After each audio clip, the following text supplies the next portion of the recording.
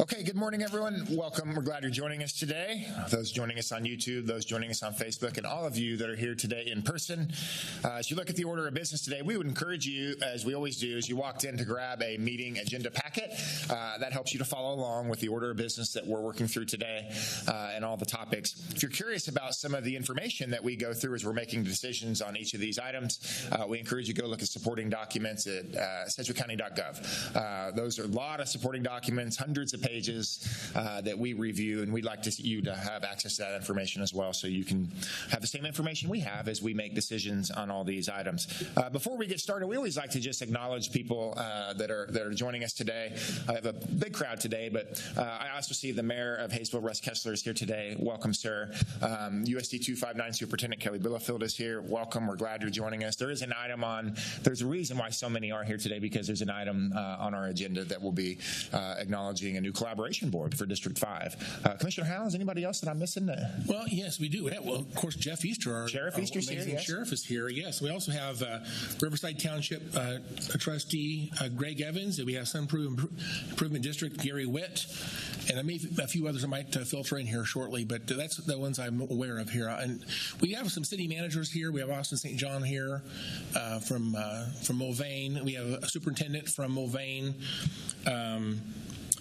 I always get the names wrong here. I apologize for that. But that would be Dr. Jay Ensley. He's here today. And so we have a couple of superintendents in the audience. Thank you for your attendance as well. I don't know if I'm missing anybody yet, but we'll get to that in a few minutes. And if I am, I apologize, but we'll make sure we don't miss anybody. Well, very good. We always like to pause before the meeting, just welcome you, particularly those that are elected and nominated throughout our entire community. We want to welcome you and appreciate your partnership. I'm glad that you're here today. Okay, that being said, I'll officially call the meeting to order for Wednesday, March 5th, 2025. Madam Clerk, first item, please. Invocation to be observed by a moment of silence. Please remain standing for the flag salute.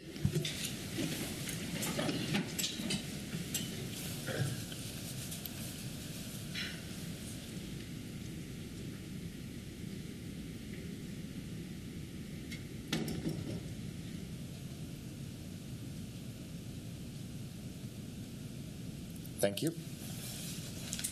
I pledge allegiance to the flag of the United States of America and to the republic for which it stands, one nation, under God, indivisible, with liberty and justice for all. Very good. Thank you. Madam Clerk, next item, please. Roll call. Commissioner Blubaugh.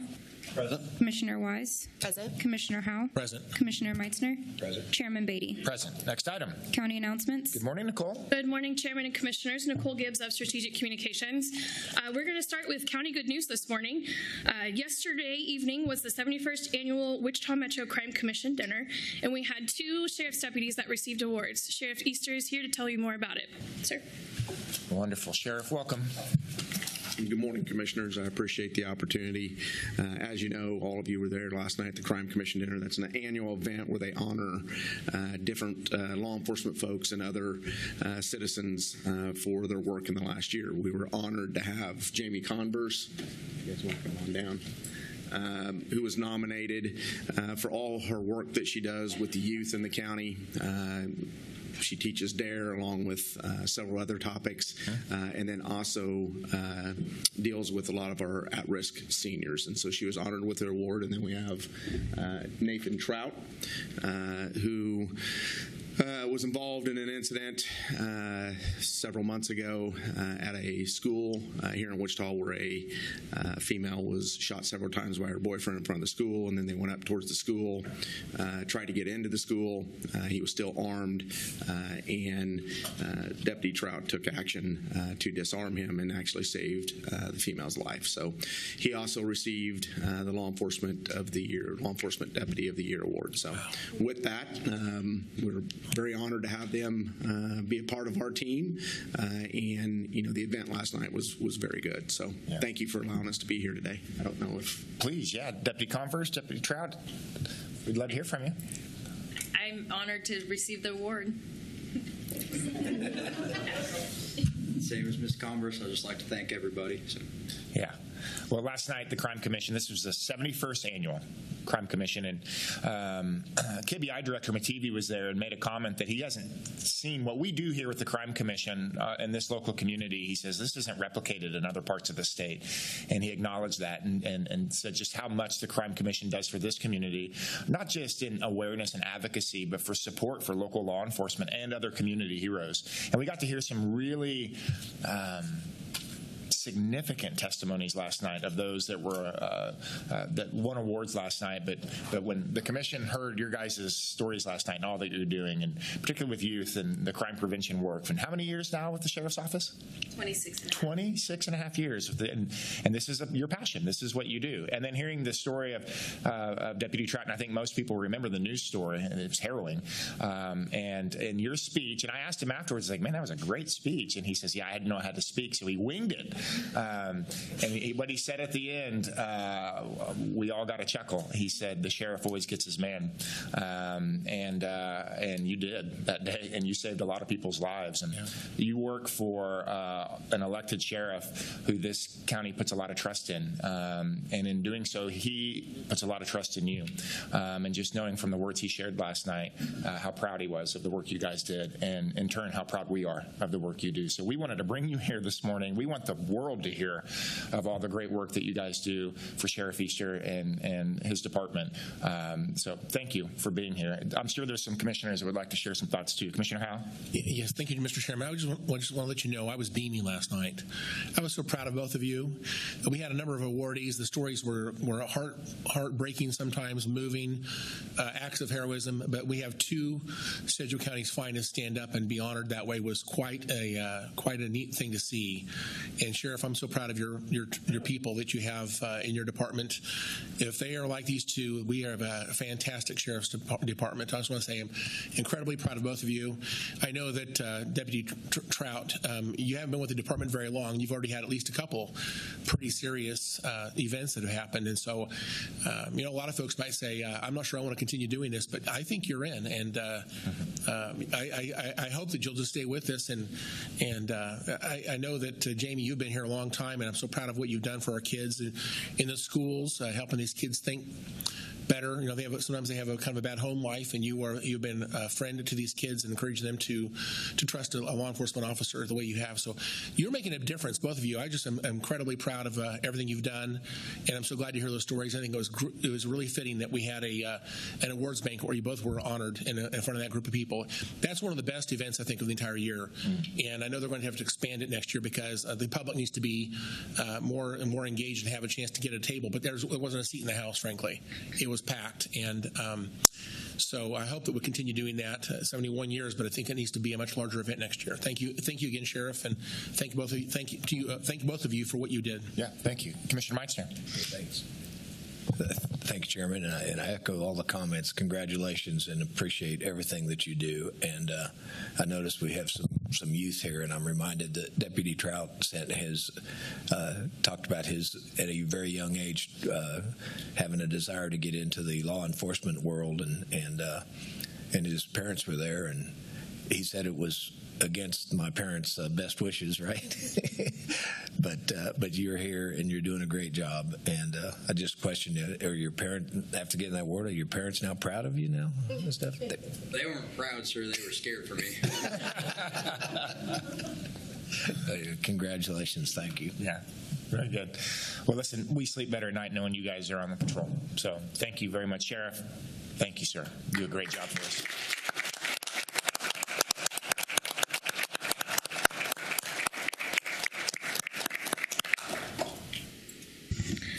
I'd also like to, as was mentioned earlier, we have a special group of young leaders visiting us today. The Hayesville Mayor's Youth Leadership Council works closely with Mayor Russ Kessler, and I would like to invite him up to say a few words. Well, good morning, Mayor. Welcome.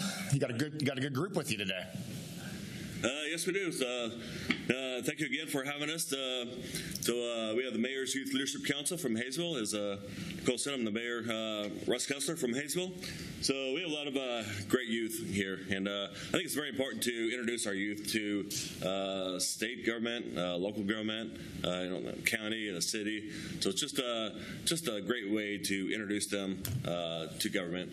So I'd like to introduce the vice mayor of our Youth Leadership Council, because they have elections, just like we all do, right? Yeah. So the vice mayor, like to introduce yourself. And Yep. My name is Jackson Jones. I'm a junior at Campus High School. I got an NYLC, want to make a difference in my community. I'll pass it on to positions. My name is Caleb Arneson, and I'm a senior. I'm Brent Black, and I'm a sophomore. I'm Grace Black, and I'm a senior at Campus High School. I'm Jada Arneson, and I'm a sophomore. I'm Hadley Bain, and I'm a freshman. so we also have Will Black, our city administrator. He helps a lot with the youth council as well. And so just last month, we went to Topeka, met the governor, saw a lot of representatives, our senator for our area, sat in on a committee, sat in on the House floor while they were in session, took a tour through the Capitol building, went up to the Dome. It was pretty breezy that day, so it was a great experience. Went across the street to the League of Kansas Municipalities. They fed us lunch and talked about what they do for our cities throughout the state, how they represent us. And we stand for any questions. Be sure to answer any questions, or we also have the vice mayor can also answer questions. Sure, great. Okay, any questions? Commissioner Blubaugh.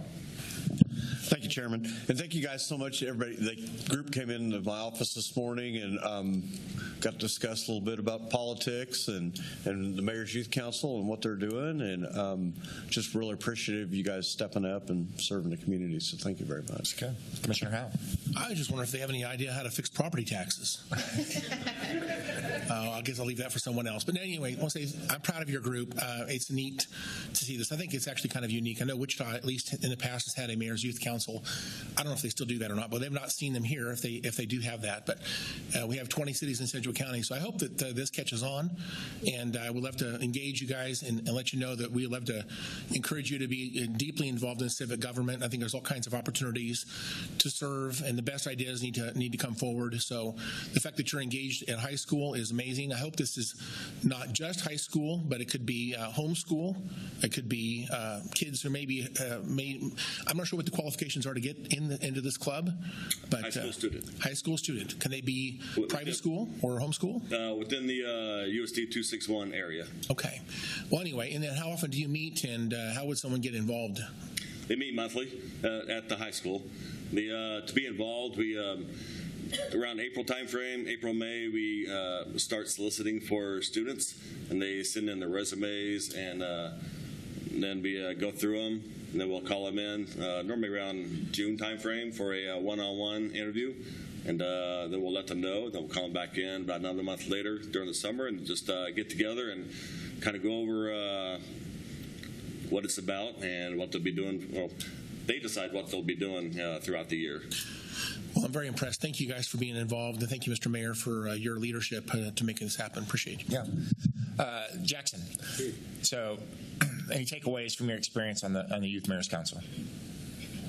My biggest takeaway from being on the Mayor's Leadership Council is just learning that every single person's point of view and perspective is important, and I think that's why it's so important that we meet so regularly, is that we can take in everybody's take on what they think needs to happen around the community. And one of the requirements when we get selected in May, we always have to have something that we want to improve the community on. So like mine was, maybe I wanted to try and see a way we could improve attendance at Campus High School. And we all just have a different thing, but if we all have some idea that we can implement in campus, there's like 10 or 11 of us on the council, and if everyone has an idea throughout an entire year, that's a lot of projects, but we can get it done if we keep on going through it, and it'll make a big impact eventually year over year. So, well, Jackson, I think that's great. Please don't ever change, man. Don't ever lose sight of exactly what you just said.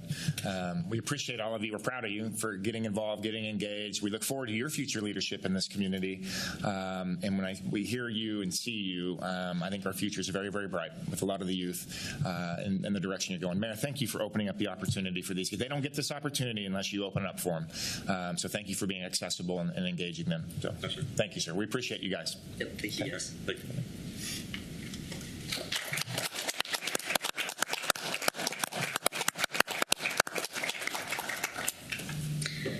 All right. March 3rd through 7th is Severe Weather Preparedness Week. Those always get me. Kansas experiences a roller coaster of weather, some of it severe, including tornadoes, damaging winds, large hail, and flash flooding. Here to talk more about this is Cody Sharvett, our Deputy Director of Emergency Management. Cody, welcome. Good morning, Chairman, Commissioners. As she mentioned, I'm Cody Sharvett, Deputy Director of Sedgwick County Emergency Management, and here to talk to you about Severe Weather Awareness Week. It is especially important. Whoops, let's get this to cooperate, and it's not going to. Okay, technical difficulties already. There we go. It's really important to talk about this here in the Sunflower State because, as you see on the graphic, Kansas is #1 in the nation when it comes to high-end severe weather reports. That's tornadoes, golf ball size hail or larger, or 70-mile-an-hour winds or greater. Now, if you look at just the raw numbers, Texas would win that contest every year just because of sheer size. But if you break it down proportionally to where people live, 10,000 square miles is the baseline that they use. You see, we have 61 of those high-end reports per year, far outdistancing #2, Oklahoma. So it really is an important event for us to commemorate. Natural disasters are the #1 threat in Sedgwick County, and families need to be prepared for severe weather impacts the same way they prepare for any disaster. Build a kit, make a plan, stay informed. Your disaster kit should have basic staples in it like food and water, flashlight, radio, extra batteries, car charger, phone charger, that type of thing. You need to plan now where you're going to go, how you're going to get there when severe weather threatens, especially tornado warnings. And you need to have multiple layers for staying informed as weather approaches and warnings are issued. To encourage people to make a plan and test it at home or work, we urge everyone to take part in today's statewide tornado drill. It'll be coming up just under an hour from now. We've reminded everyone on social media and through our traditional media partners that the outdoor warning sirens will sound at 10 o'clock this morning and will last for 5 minutes. We will also be sending out a countywide notification about the siren test to everyone who has signed up for Civic Ready Alerts. So we'll be pinging your phones here and as soon as I get back to the office. If you haven't signed up for these notifications already, we strongly encourage everyone to go to our website and get added to the list. You can pick and choose from community bulletins for different cities, public safety alerts, public health warnings, and a variety of optional weather alerts. And finally, we are in the middle of giving our severe weather safety classes, so if folks want to know more about storms and how to stay safe during severe weather, they should attend one of these offerings. The main Wichita talk will be presented by the Weather Service at 6:30 on March 24th at Northwest High School. However, Julie and I are teaching the class at smaller cities throughout the county, including tonight in Colwich, 6:30 at the Colwich City Hall.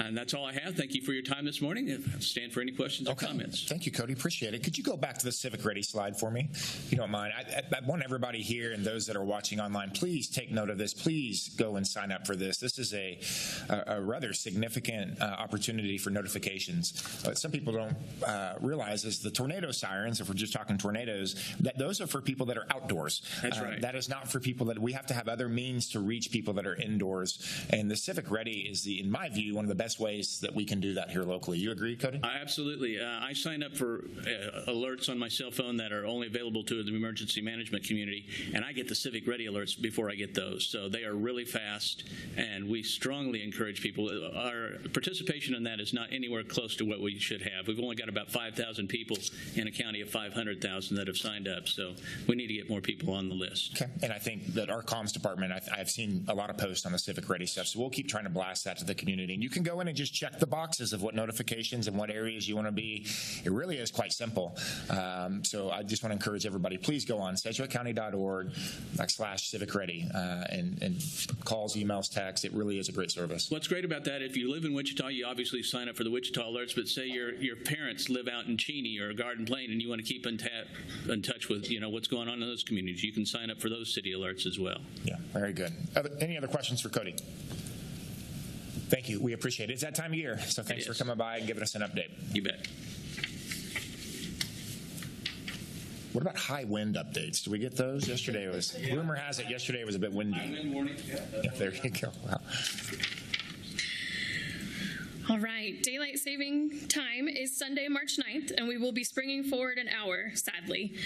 Fire District 1 wants to remind everyone that this is the perfect time to change the batteries in your smoke and carbon monoxide detectors. Also, if your smoke alarm is 10 years old or your carbon monoxide detector is 7 years old, we would recommend replacing them. We also have another visitor. I'm going to introduce Elizabeth Wingo of Risk Management. She's here to reveal this year's safety poster. Yeah. Hey, good morning, Elizabeth. Thanks for being here. Good morning. This is my favorite day of the year. So I'm Elizabeth Wingo. I'm the Director of Risk Management. And employees may have seen this start popping up around their workstations. We did go ahead and roll it out a little early because of all the delays we had to inclement weather to get here. But this is this year's safety poster. So for folks who don't know, each year in the fall, we ask Sedgwick County employees to submit original safety slogans. And we had a lot of really good ones this year. It was a very competitive selection process. And we are very proud to announce that Kyle Birch from EMS is this year's winner. So the safety slogan is "Safety isn't a gamble, roll the dice, pay the price." And so thank you to EMS and the Office of the Medical Director for letting us come and play a little bit to take this picture. And so this will be up throughout the county, in Sedgwick County buildings for the next year to help keep safety front of mind for our staff. Okay. So did you design the post? Is that what that was, or it was just the logo, the phrase? The slogan came from Kyle, and then Robin in Communications helped us design the poster. Okay. You want to say anything? Yeah, let's hear it. How did you come up with this thing? Roll the dice, pay the price. We will do a picture with Kyle because he does get his own personal copy of the poster to go home. So we'll do a picture after proclamations. Well, Elizabeth, I think this is a really creative way to engage staff into something on a really important topic for all of our workforce. So roll the dice, pay the price. Pretty good. Appreciate that. Okay. Thank you so much. Thank you so much.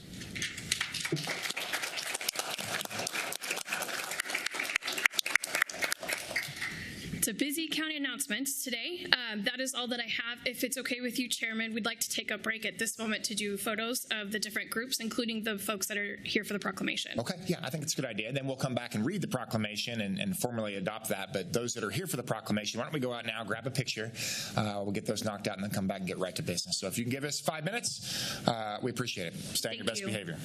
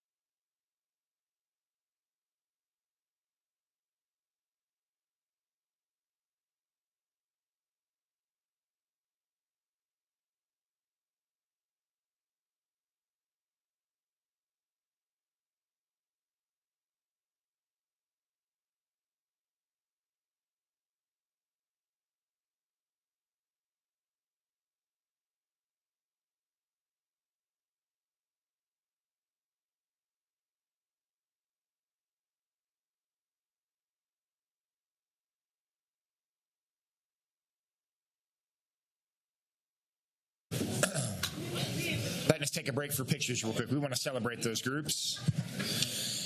Onward we go. Madam Clerk, next item. Public agenda.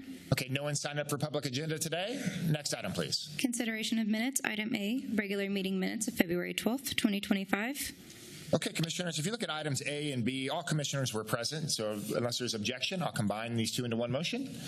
Okay, do we have any questions or comments on the meeting minutes for February 12th or 19th? Okay, seeing none, I move to approve the regular meeting minutes of February 12th, 2025, and the regular meeting minutes of February 19th, 2025. Second. Motion a second. Madam Clerk, please call the roll. Commissioner Blubaugh. Aye. Commissioner Wise. Aye. Commissioner Howe. Aye. Commissioner Meitzner. Aye. Chairman Beatty. Aye. Next item, please. Proclamations. Item C, proclamation declaring Public Procurement Professional Month. Okay. A proclamation of Sedgwick County, Kansas, whereas the public procurement profession plays a significant role in the efficiency and effectiveness of both government and business. And whereas procurement professionals add value to the organization by performing such functions as executing, implementing, and administering contracts for goods, services, and construction, developing strategic procurement strategies, and cultivating working relationships with suppliers and other departments within the organization. And whereas the procurement professionals in Sedgwick County and other public organizations are uniquely positioned to build public trust in our government institutions by diligently ensuring fair and open bidding opportunities to the vending community and providing transparency in government contracting. And whereas the procurement professionals in Sedgwick County recognize, support, and practice the public procurement values and guiding principles of accountability, ethics, impartiality, professionalism, service, and transparency, which are established by the NIGP, the Institute for Public Procurement, as fundamental tenets of the public procurement profession.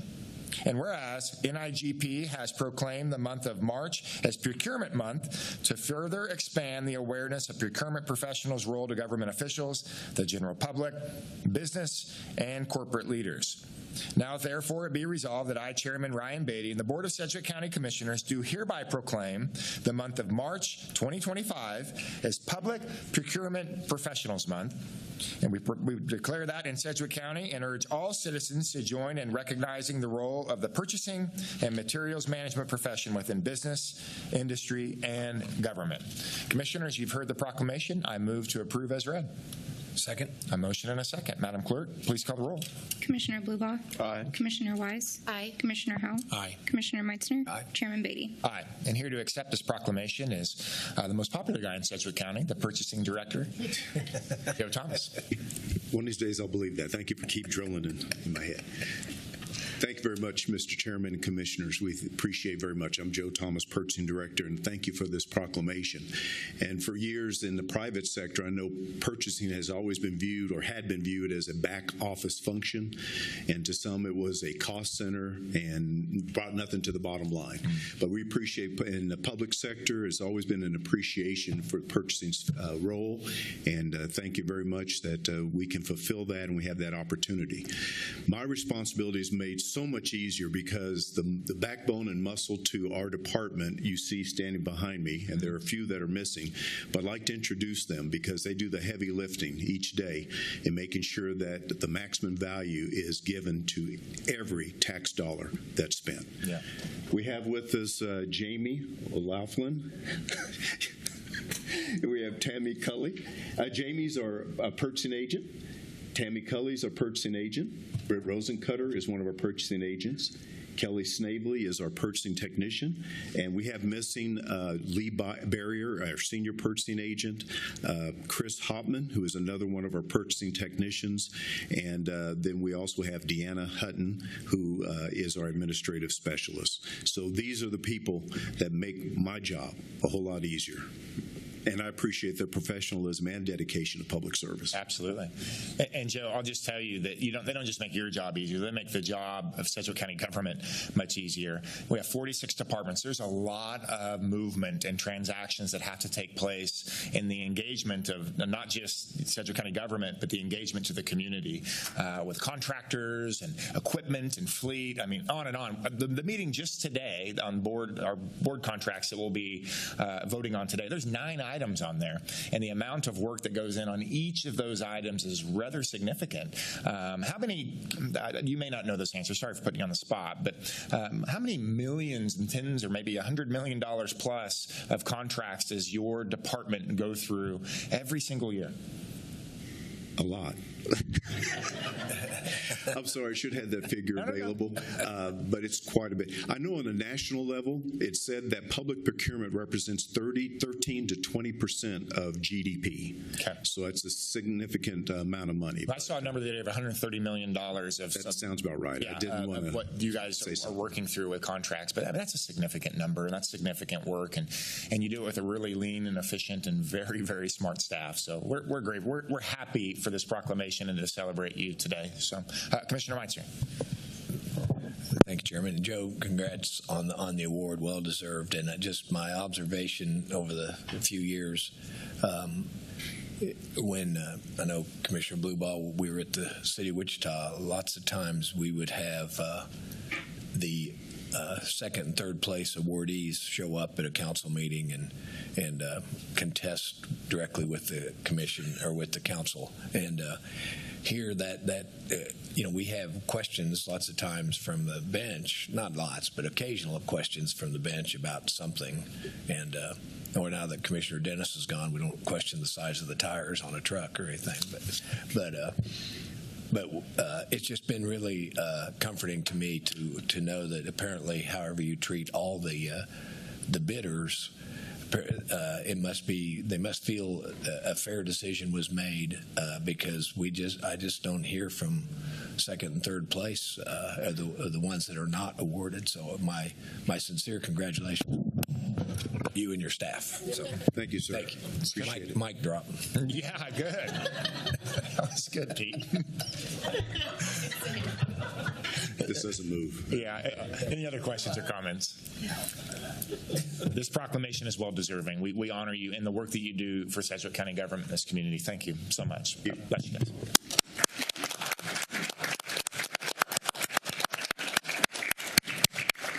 Okay, very good. Madam Clerk, next item. Appointments. Item D, resolution appointing Dr. Loren Hatfield to the Sedgwick County Juvenile Corrections Advisory Board in the education position. Okay, Justin Wagner. Yes, thank you, Chairman. Justin Wagner, County Councilor. This item would appoint Dr. Loren Hatfield to the Sedgwick County Juvenile Corrections Advisory Board in the education position. Dr. Hatfield is recommended by Steve Stonehouse as the Corrections Department Director. The recommended action is to adopt the resolution. Okay, very good. Commissioners, obviously very qualified candidate that came recommended. Steve Stonehouse and his crew of corrections recommending this. So this is a big board, big time board, a lot that goes on here. So we're grateful for your willingness to serve. I will, if there's any questions or comments, I will move to approve the resolution appointing Dr. Loren Hatfield to the Sedgwick County Juvenile Corrections Advisory Board in the education position. Second. A motion, a second. Madam Clerk, please call the roll. Commissioner Bluebow. Aye. Commissioner Wise. Aye. Commissioner Howell. Aye. Commissioner Meitzner. Aye. Chairman Beatty. Aye. And the County Clerk's office is here to swear you in, and we invite your comments.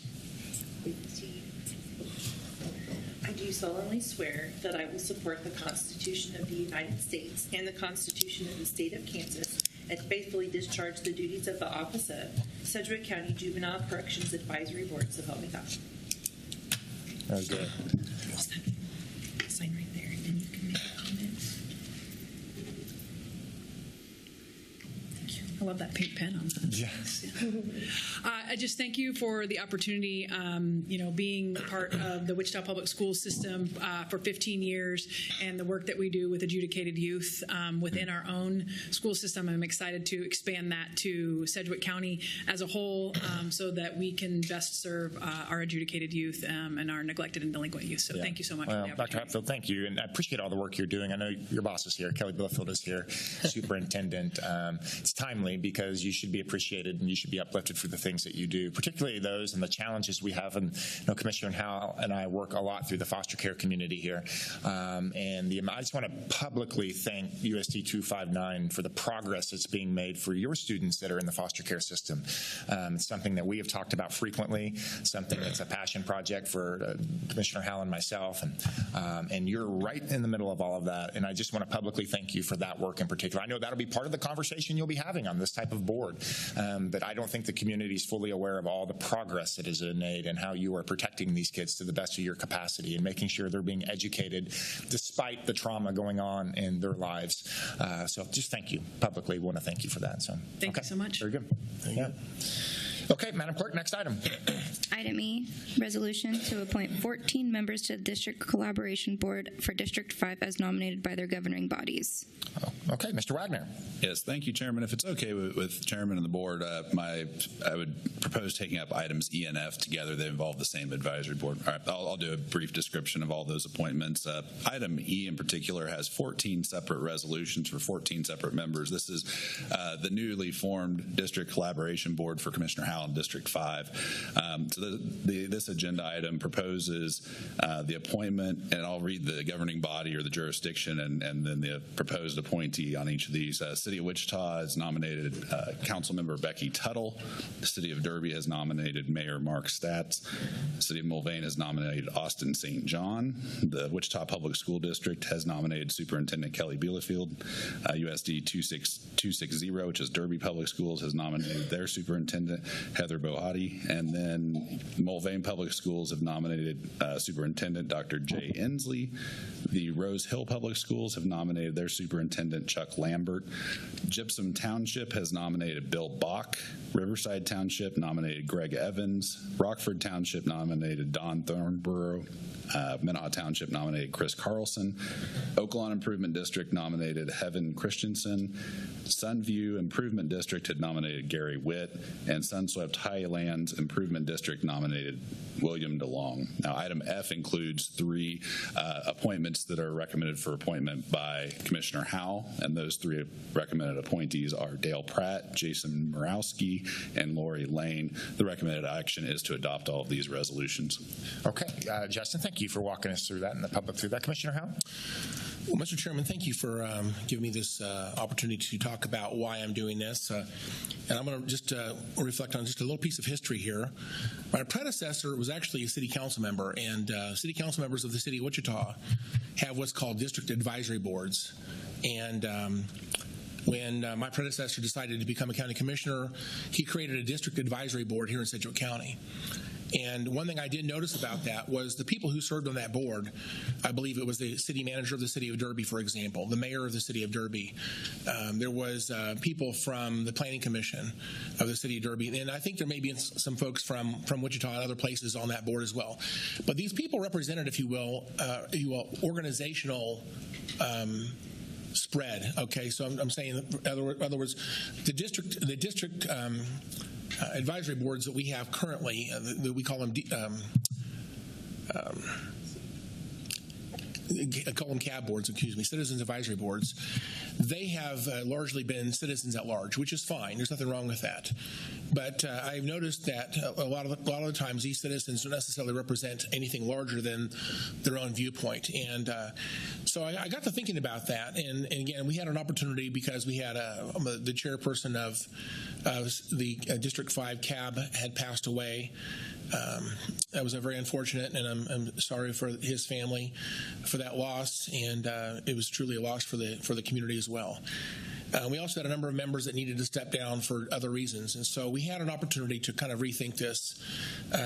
Actually, also with the election, we gave this district, the district advisory board, the CAB, we called it, we gave that 4 years of effort. And again, I think we did some great work on that CAB, but I think this is an opportunity to maybe rethink how we're doing this. And I think listening to Chairman Beatty talk in the last couple of years, I think collaboration is one of the big words of the day. So what I've noticed is, and let's talk about my district for just a little bit. I see Superintendent Kelly BIELEFELD. What a great honor it is to have you here today with us. Represents roughly 50,000 teachers and students of Wichita. Kelly, his district it goes around the entire county. So there's a lot of county services that impact what he does in his organization.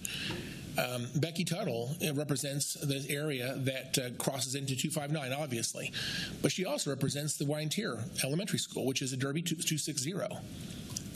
I happen to notice that Mulvane 263 goes into the city of Derby. Riverside Township takes care of the streets in Oaklawn Improvement District. Let's talk about Spirit Air Systems is in the Riverside Township as well. There's a lot of boundaries that cross over between cities and improvement districts and townships and schools. And USD 394 Mulvane, Rose Hill, goes well into Sedgwick County, clear all the way into nearly touches 260, but it's inside Sedgwick County. And so I guess what I'm saying is collaboration is one of these things that, ideally there would be a lot of opportunities for collaboration. But Kelly, I know you're very busy. Heather BOHATY is extremely busy. They're focused on their own subject matter, and they have very complex organizations to manage. I have noticed there are things that sometimes cross lines between these different jurisdictions. Things like public safety, roads and sidewalks, traffic controls, taxes, obviously. Public safety. There's all kinds of things we could talk about. Just this week alone, we've been talking about a sheriff's officer potentially in 3 elementary schools, one at Wyantier, and then we have Cooper and Oaklawn in the Oaklawn area. So that would cover, if you will, public safety from Sedgwick County. It covers USD 260 for the city of Derby. It covers the improvement district, both Sunview and Oaklawn. It also covers Riverside Township. And I'm probably missing something there, but my point is this. There's a lot of collaboration that maybe should be talked about. And collaboration doesn't necessarily happen organically. Again, it can happen organically, but sometimes it does not. So the intent of this board is to bring together people who have a common interest in District 5. And I also, again, the second resolution that our counselor just described a minute ago includes 3 citizens at large. I was told that you need to have some citizen input to this board as well, so that these entities can hear from taxpayers, people who receive services. So with that in mind, I am nominating today someone from Mulvane whose kids go to Mulvane schools, someone from Wichita who works at Textron Aviation and has gone through WSU Tech. By the way, WSU Tech is one of the things that we're very involved in for the pipeline for aviation workers and other career fields as well. I have someone who lives in the Derby area who is works at Spirit Air Systems, and so we've got Wichita, Mulvane, and Derby represented, if you will, at this board. We have 4 superintendents coming together. Now, maybe they don't need to collaborate, but maybe they do. Maybe they should say, well, where are you guys getting your buses at? Can we talk about maybe some type of partnership? Maybe next time you guys buy buses, can we add a couple to your list there? Maybe we can get a better deal on our buses. Improvement districts, talk about road issues in Riverside Township. I don't know how often they actually sit down and talk with each other, but this is going to be an opportunity. Exchanging cell phone numbers and contact information and get to know each other is very valuable. And so I just think this is going to be a great opportunity to kind of go back to the original intent of the original board that was in District 5. This is an experiment, I guess. This is going to get us through 5 meetings this year, as well as 6 meetings next year, and then these appointments will end. And again, assuming I run for re-election, assuming I come back, we're going to start this process back up for another 2-year stint. And I would see another 12 meetings in the following 2 years after that, and on it goes. And so collaboration gives us a chance to intentionally come together to sit at the table and talk about the issues that impact the various organizations. And rather than represent just your personal viewpoint, you represent, if you will, an organizational viewpoint. What are the challenges? What are the problems? What are the things you're proud about that you want to share with others that we can learn from your experiences? I can tell you that as I've talked to people about this, there's been a lot of excitement. Let me just tell you who's on this board. We just talked a minute ago, Mayor Derby, Mayor Mark Statz. I'm so proud to have him on this board. City Councilwoman Becky Tuttle. She has around 70,000 constituents in Wichita, and she's going to be sitting on this board providing her perspective. I'm so proud of having her on this board. We have City Manager Austin St. John. Thank you for being here today as well. City Manager of the City of Mulvane. I think we have Lori, you're a business owner in the city of Mulvane, and if you've not ever been to the Grill, everybody in Mulvane knows the Grill. Okay, that's where things get discussed and happen down there at the Grill, right across the street from City Council building. Frankly, I actually have Superintendent Jay Ensley from Rose Hill. Thank you for being here today. He's here somewhere. Anyway, there you. Oh, I'm sorry, Mulvane. Excuse me, Jay Ensley from Mulvane. I have Superintendent Chuck Lambert and Superintendent Heather Bohati. She's an amazing individual. She does a great job leading Derby schools as well. To having these folks come together, man, I tell you what, we're going to have a powerhouse at this table. We also have improvement districts, 3 of those. If you don't know, that we have a Sunswept Heights Improvement District, Sunview Improvement District, and Oaklawn Improvement District. These represent, if you will, a lot of different kinds of issues. And so glad to have them at the table as well. And we also have townships. And you say, well, why townships? Townships, we're going to have a township meeting tomorrow with commissioners as well. But we know that the majority of public roads in Sedgwick County actually are township roads. I believe there are 1,200 miles, of township roads in Sedgwick County. So that's a lot of roads that are maintained by townships, and there's a lot of people that are impacted with snow removal and tree trimming and public safety and intersections in the unincorporated part of the county. They also have equipment challenges. They have tax levy authority, and there's a lot of things they try to do as efficiently as possible. So having them talk with each other, and then there's always boundaries between the townships. I think about 71st Street in District 5. 71st Street has taxpayers to Gypsum on one side, taxpayers to Rockford on the other side. So how do you maintain that road? We have a gentleman's agreement that we know how that road gets maintained, but maybe we ought to talk about that every once in a while because people along that road have a lot of opinion. So having said that, I love the idea of creating intentional opportunities for collaboration. This is going to be, I think, a great opportunity. If it's not, in 2 years we can just end it and see that's the end of this. But I think it's going to be wonderful.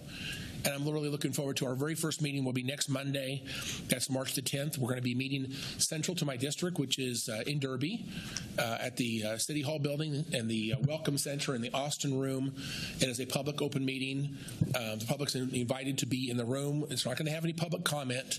We don't really have time for that. We need these leaders to come together and collaborate. We're going to start our meetings on Monday at 11:30 to 12:45. We are going to have lunch together, and the public is certainly invited to be in the room. So, Mr. Chairman, I am very proud of this idea. I would encourage all of us to learn. This is a great idea. Hopefully this catches on to other districts as well. I don't know what else to say. I stand for any questions, but Mr. Chairman, at the appropriate time, I'll make a motion to adopt these two resolutions. Well, Commissioner, thank you. It's something we've talked about and we've observed, and I do think this is a wonderful idea. I applaud you for taking this approach in regards to the collaboration board. I'm excited to see what comes of it, and excited maybe to borrow it and put it into District 4 as well. So, any questions or comments? Okay, Commissioner, welcome to make a motion. And just want to say this, I know that some of the folks can't be here today. For those that can't be here, we will catch up with you and do oath of office at a different time. But we do have a number of them in the room, and so we'll invite you down to the front here in just a moment. And if you want to say anything, you're welcome to say a little something at the microphones, give you that bit of a warning here.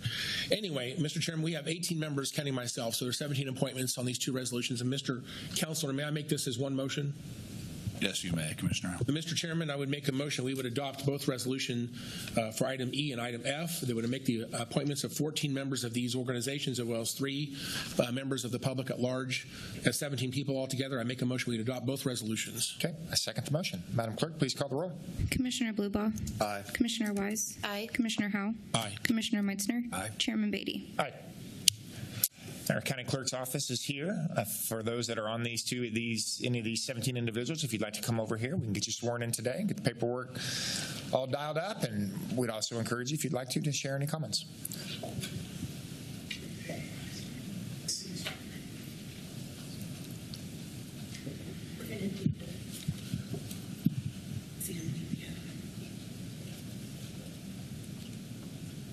read and code.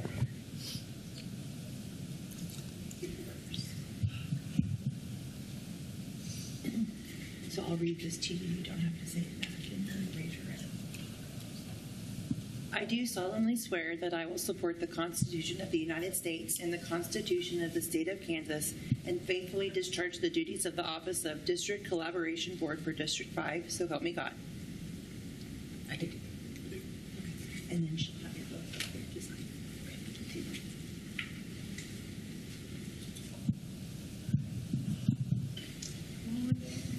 Come on down.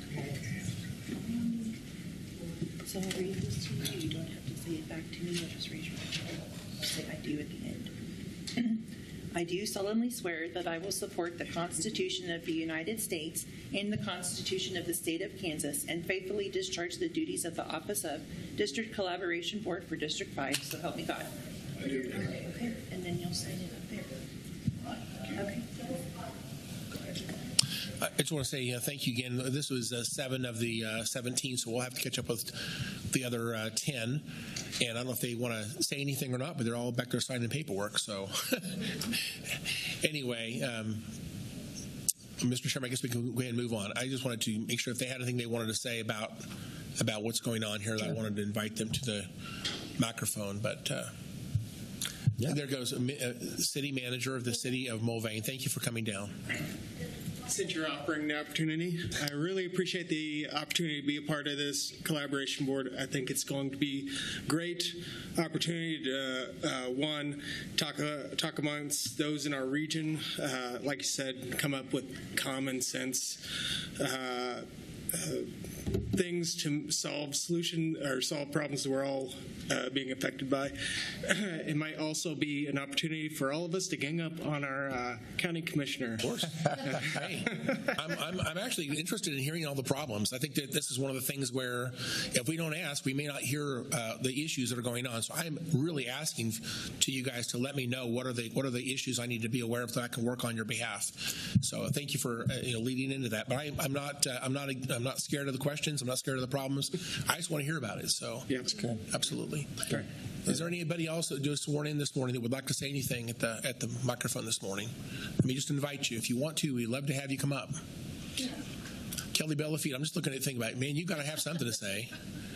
We're going to canvass the election tomorrow and Friday, and I know that's a very interesting topic. I know that you have a lot of responsibility. Yeah. I just want to say you're one of the guys to actually have you on this board. I'm incredibly honored, and thank you. I think you guys all know how much I value collaboration and being connected. I think that's what makes our community strong, is being connected. I think you know this, but former principal of Oaklawn Elementary, so the Oaklawn Improvement District and Sunny View, they have a special place in my heart. It's a great community down there. So excited to be a part of it, and excited to. I won't be there Monday, but I'll make the other meetings. So anytime you're buying lunch, I'll be there. Yeah, that's good. Well, that was kind of a trick to get you all to show up. I have to maybe step it up a little bit. Anyway, I just want to say thank you for being part of this. I didn't know for sure if I was going to get the superintendent or someone else, but the fact that you're part of this, I'm incredibly excited for that. It's going to be wonderful to hear from you personally every other month. So likewise, we have plenty of challenges ahead, so we can solve those problems together. Thank you. Thank you. Thank you, Superintendent. Is there anybody else who wants to say anything? Mr. Chairman, I'll turn this back over to you. Thank you again for the chance to invite these folks to the microphone. And again, Lord willing, see most of you on Monday if you can. If you can't, we'll catch you in May. But hopefully, the conversation is going to be rich on Monday, so I can hardly wait. So thank you again, everyone. Mr. Chairman, thank you for the chance to present that. Okay, excited about this board for you. Okay, Madam Clerk, next item. New business, item G, a resolution authorizing and directing the issuance, sale, and delivery of general obligation bonds, Series A, 2025, of Sedgwick County, Kansas, providing for the levy and collection of an annual tax for the purpose of paying the principal of and interest on said bonds as they become due, making certain covenants and agreements to provide for the payment and security thereof, and authorizing certain other documents and actions connected therewith. Okay, good morning, Lindsay. Good morning, Commissioners. Good job, Kelsey. I don't even know if I need to present anymore. Lindsay Peruso, your CFO. So what we are here to talk about today is the culmination of many, many steps to get to this point, so I'm not going to belabor it much. But Garth Herman, our bond counsel, is here and available for questions if I keep it at too high of a level. Also, David Floyd, a member of our team, is here. He handles our debt for the county, so also you guys can give him some shout outs for the investment income that you receive while we have the opportunity. So glad to have him in the room. And then Tom Calico, who you're used to seeing for these events, unfortunately got stuck up in Lawrence, land of the gods, with all of the bad weather and wind. So we certainly want to thank him for all of his help and assistance with getting this structured and done. But unfortunately, he can't be here today. So with that, the last time we talked about this, you had authorized us to move forward with a sale to fund 11 projects. We had 4 specials, we had 2 facility projects, and 5 bridge projects. And so we went through a process of having a brand new, fresh credit rating. And as we are always very pleased to share, we were awarded a brand new AAA from S&P for this particular debt issuance with a stable outlook. So fantastic news. That allowed us to be exceptionally competitive when the sale was held yesterday. And so there were actually 8 bidders, all within about 0.14 percentage points of each other in terms of the true interest cost. And we wound up having the most successful bidder be TD Securities at a rate of 3.48%, which is truly outstanding. So we had, when we talked, you all had authorized up to 4.75%. We had hoped for a rate around this amount, but again, with all of the volatility that we've seen in the markets, we weren't entirely sure what to expect. So it was a very competitive sale, like I said. And so yesterday, I actually signed off on the bid form. We are now going to go through the process of having the commission ratify this and authorize the chairman to sign the documents on behalf of the county. We anticipate this closing later this month, so we would receive additional funds on top of the good faith funds that we received yesterday as a part of all the paperwork that we did. So like I said, I am more than happy to answer any questions, but I feel like we've talked about this a lot. Even with the 2 newer commissioners, I feel like you've had lots of opportunities for discussion on this particular project. So I would recommend you authorize the resolution and empower the chair to sign, allow us to move forward with all of the actions necessary to close on the sale. So any questions? No, very good. And again, Garth is here if there's any specific questions. But we have been briefed on these items. Any questions or comments from the commission? For the public, just to be aware, there's 11 projects. There's bridges, there's a cooling tower. Some of this is estates, paving. I mean, there's significant things that we do here at the county. But some of this is normal business that we do, but joining this with 11 projects into one bond sale is a big deal. Commissioner Meitzner. Yeah, thank you, Lindsay, and Garth, thanks for all the work. 8 bidders is good, really good. We are used to seeing maybe slightly less. 8 is a little higher than we typically see, but like I said, all very, very close to each other. And obviously the rate is good, and thank you for the AAA continuance, AAA performance by the bond council. Thank you very much. Okay, very good. Any other questions? Okay, seeing none, I'll move to adopt the resolution authorizing and directing the issuance, sale, and delivery of general obligation bonds. Second. Okay, a motion and a second. Madam Clerk, please call the roll. Commissioner Blubaugh? Aye. Commissioner Wise? Aye. Commissioner Howell? Aye. Commissioner Meitzner? Aye. Chairman Beatty? Aye. Okay, Lindsay, thanks again. Garth, thank you. Always appreciate the guidance. Madam Clerk, next item, please. Item H. ZON 2024-00060, zone change request in the county from SF20 single-family residential to District TF3 to Family Residential District, generally located on the southeast corner of West 55th Street South and South Meridian Avenue. Okay, Scott Wadle, welcome. Yes, good morning. Scott Wadle from the Planning Department. So for this case, as you heard, the applicant is requesting rezone the subject site, which is outlined in the black line here, They're asking to request it. The request is rezone it from SF20 single family to TF3 two family. This item is being heard today because protests were submitted against the application. In terms of the request, the applicant has indicated they're requesting the zoning change in order to allow for duplexes to be developed at the site. The applicant has indicated that they intend to annex the property into the city of Wichita. In terms of the property, as you can see here, the subject site is generally located near the southwest corner of 55th Street South and Meridian Avenue. It is approximately 55 acres in size, zoned SF20, currently in agricultural use, and consists of one ownership parcel.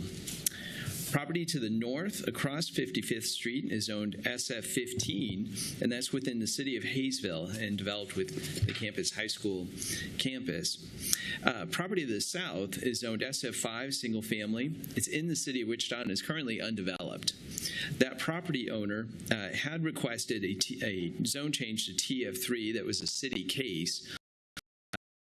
Drawn, and they submitted a new application which for TF3 and was moved, and that was just a little bit further, about 600 feet to the south. Properties to the east are zoned SF5, and property to the west across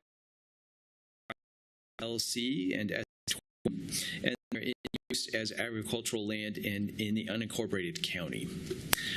Property to the northwest is zoned LC, owned by the applicant, and is developed with a single-family dwelling, and again, that's in the unincorporated county. In terms of the staff report provides information about development standards. In terms of review, on January 23rd, the Planning Commission held a public hearing for this item. The Planning Commission recommended approval, and that vote was 10-0, and no members of the public spoke on this item. On January 23rd, the HAYSVILLE Planning Commission considered the application, and that's because it's in the HAYSVILLE urban area of influence.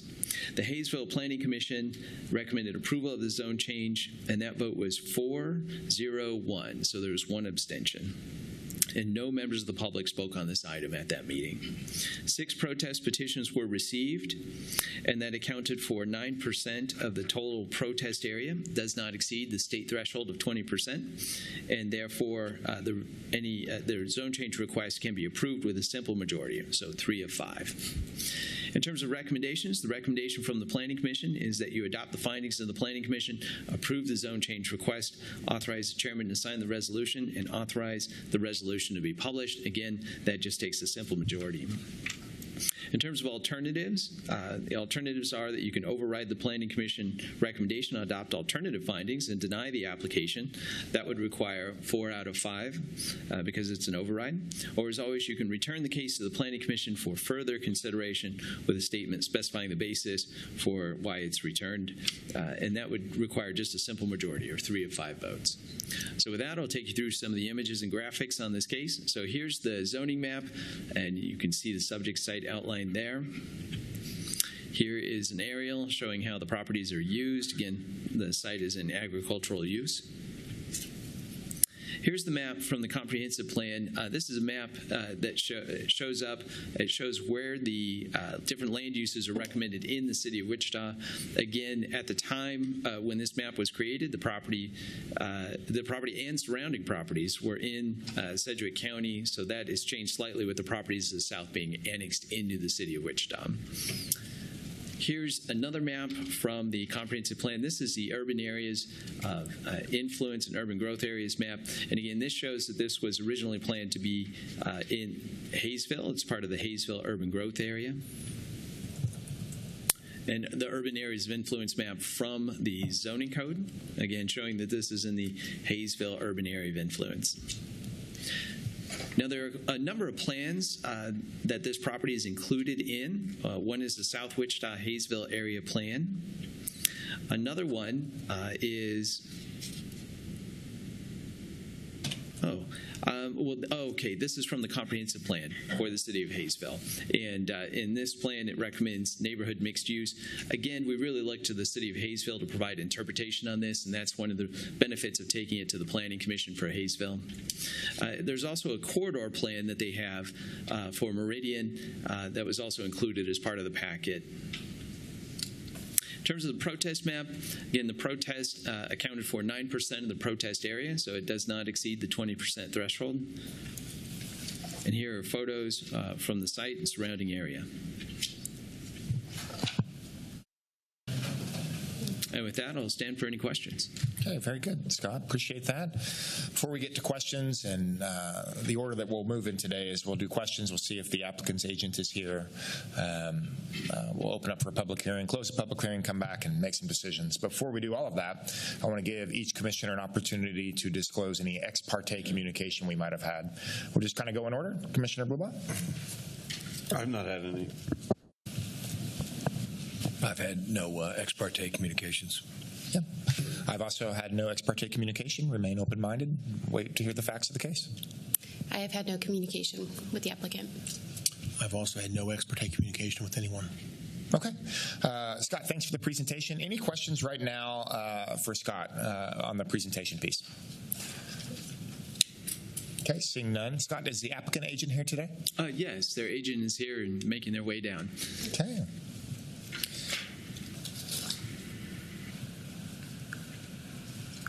Well, good morning. If you can just say your name and address for the record. Good morning, Chair and Commissioners. Excuse me, Rebecca. Excuse me. Rebecca Milius with PEC 303 South Topeka, agent for the applicant. Appreciate the opportunity to be here today. Scott did a nice job of summarizing the process that we've come through. As he mentioned, we're really just excited to bring some new development opportunities to this part of town. This developer is interested in a duplex model, which obviously then requires that zone change. So would be happy to answer any particular questions that you have or look forward to hearing your choice. Thank you. Okay, very good. Thank you, Rebecca. Commissioners, any questions for the applicant agent? Okay, seeing none, stay close, and something might come up here shortly. Okay, at this time, what we'd like to do is just, per our normal operating business that we do here for these zone change requests, we'd like to open it up for a public hearing. Anybody in the public here would like to speak on this specific rezoning application? We'll give you 5 minutes. Love to hear from you. Okay, second opportunity in the public hearing. Would anybody like to speak on this specific rezoning application?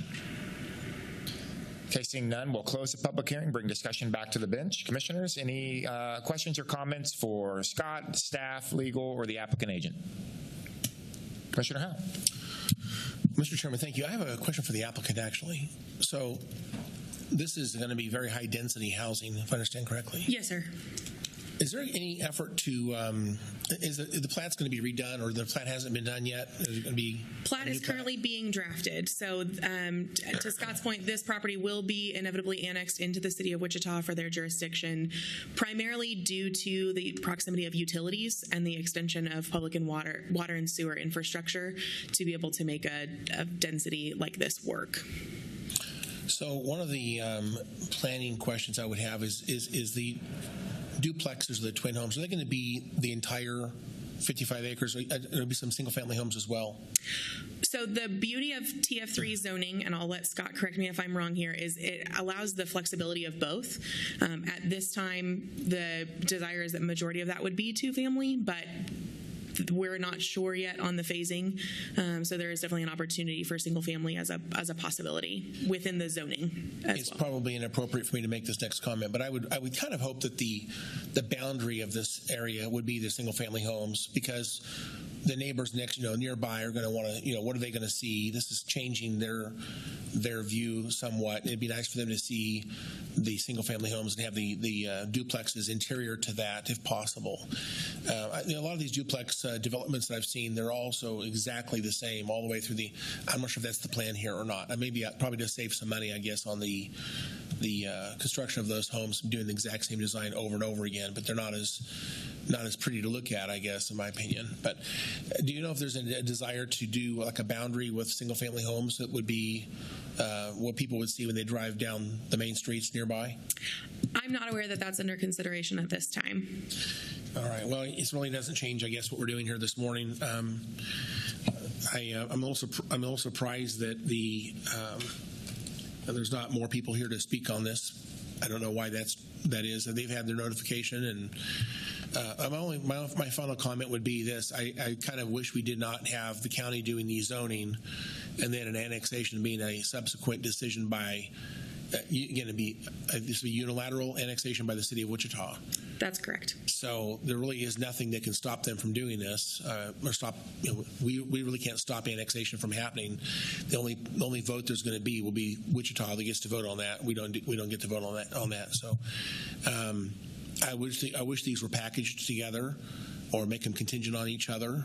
I don't know that it's appropriate for the county to do the zoning and then the city to do the annexation and the plat, but that's just my opinion. So I don't like the way these are, the process, the order of process here, I think is a flawed process.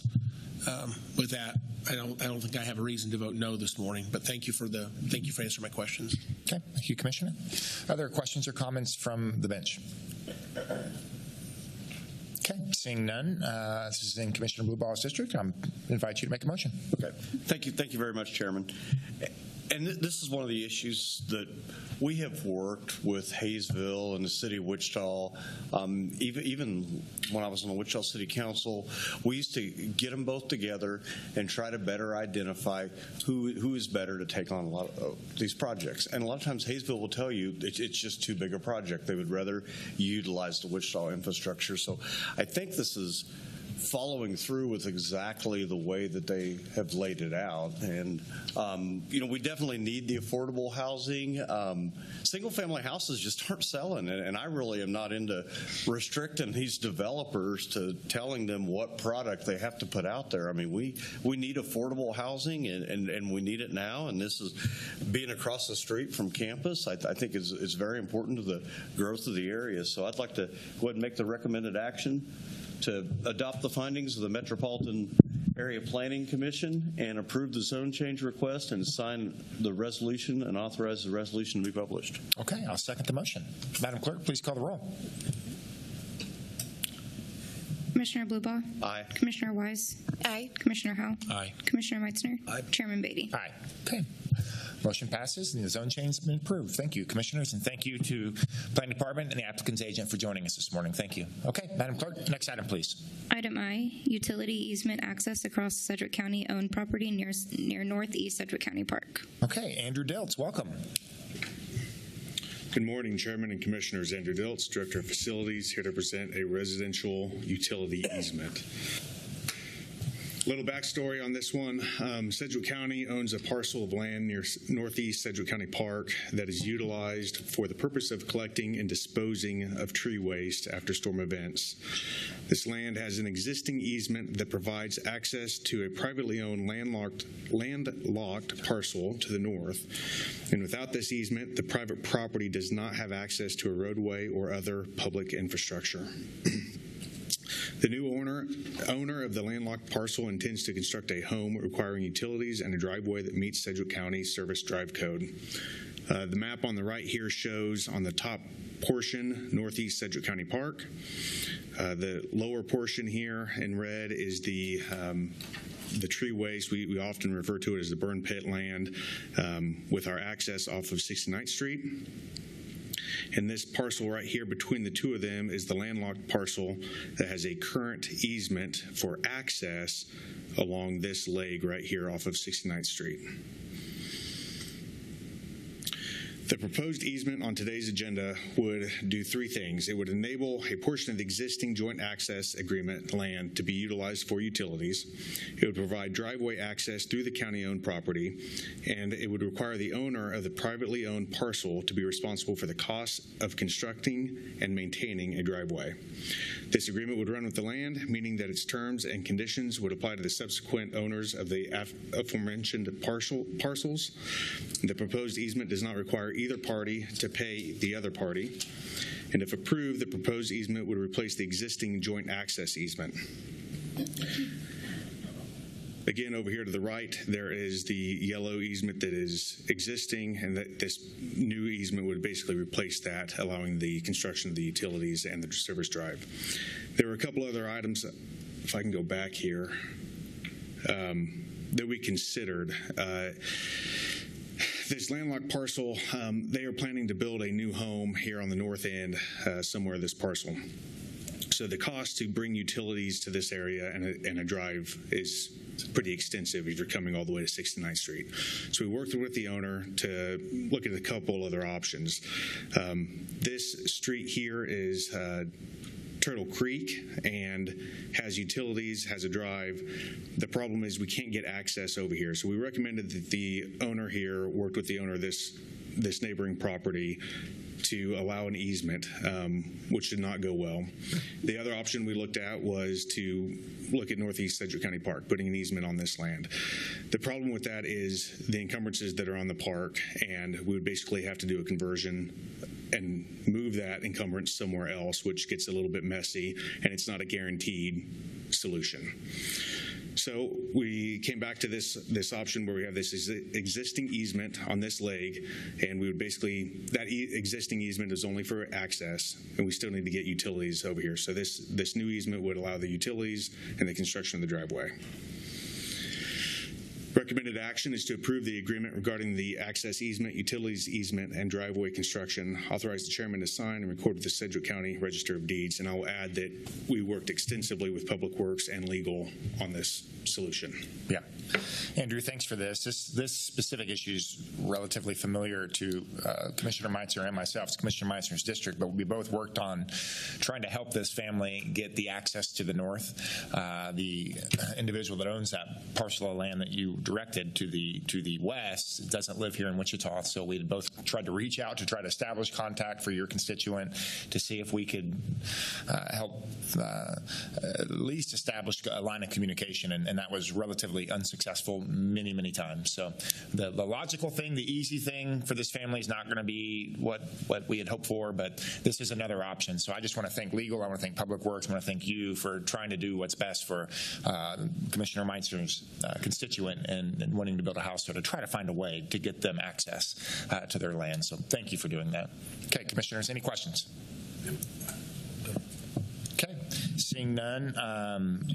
Oh, Commissioner Howe, sorry. My apologies. Hey, just a thought here. When's the last time we made an effort to challenge? It's been a number of years, I think, before a lot of the commissioners were on this bench. When was the last we made a challenge, a federal request to consider some type of grace on this encumbrance that we currently carry?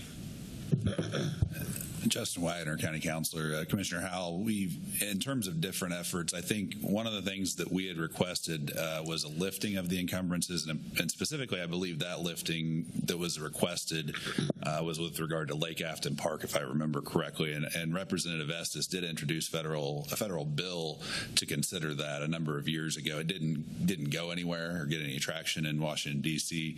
I believe that at one point, the Board of County Commissioners adopted either one or two different resolutions to that effect shortly before that, and this again was probably 6 or 7 years ago, requesting the lifting of the restrictions, but we haven't done anything to make a more recent request, other than I will point out there was a request, and I'm looking at the county manager to see if he can confirm or clarify this, but I think there was a request made to the county's federal lobbyist to look into this. I think it was maybe on the heels of Representative Estes' bill, and his input at that time, which was probably, I think, 4 or 5 years ago, was that there wasn't really an appetite, whether Republicans or Democrats in Washington, D.C., to adopt something like that, because these parks restrictions are, the input we got was that they were very popular on both sides of the political aisle.